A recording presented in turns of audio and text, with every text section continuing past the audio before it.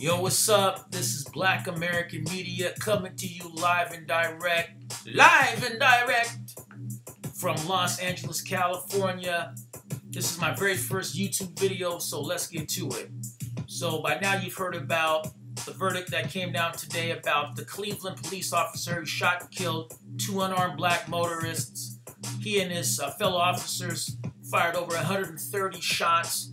This officer in particular jumped onto the hood of their car, fired 15 shots into their windshield, point-blank range. They died at the scene. Anyhow, he was acquitted, found not guilty. I want to speak specifically about LeBron James' reaction to the verdict. He, of course, plays for the Cleveland Cavaliers and grew up in the Cleveland area. So here's part of his statement right here.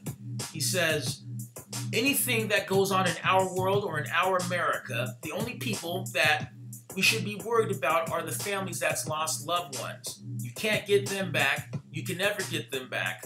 We should worry about the families and how they're doing and things of that nature."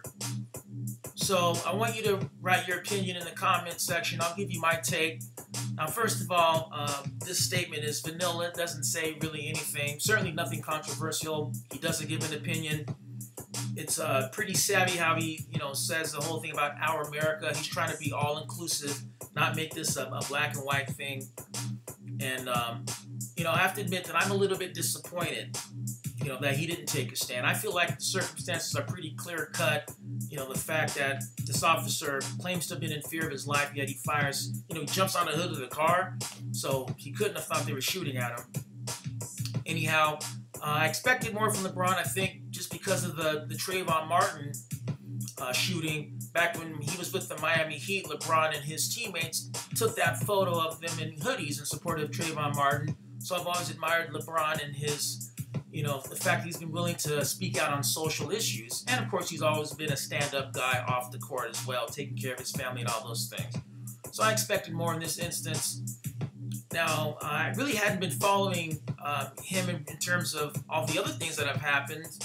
The Ferguson, the police officers that were shot in New York, and the Baltimore riots. I guess I just kind of assumed that he was speaking out on those things. And when I went back and looked at some of his comments, they were all kind of the same as this one, just pretty vanilla.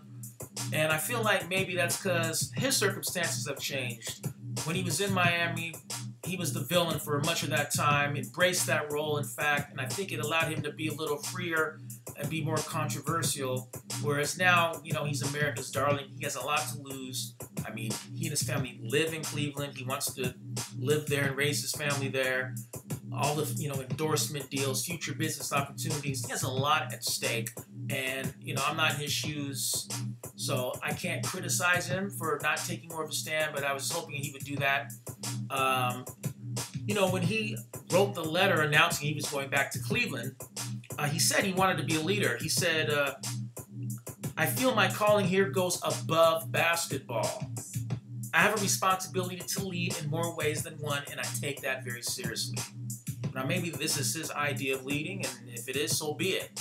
But I wish he would have taken a stand because, again, I feel like these circumstances are pretty obvious, unlike, say, Trayvon Martin even, or Michael Brown in Ferguson, Missouri. So, anyway, leave your comment down below there. And thanks for watching. Most definitely hit that like button, hit subscribe. Once again, this is Black American Media, and I'm out.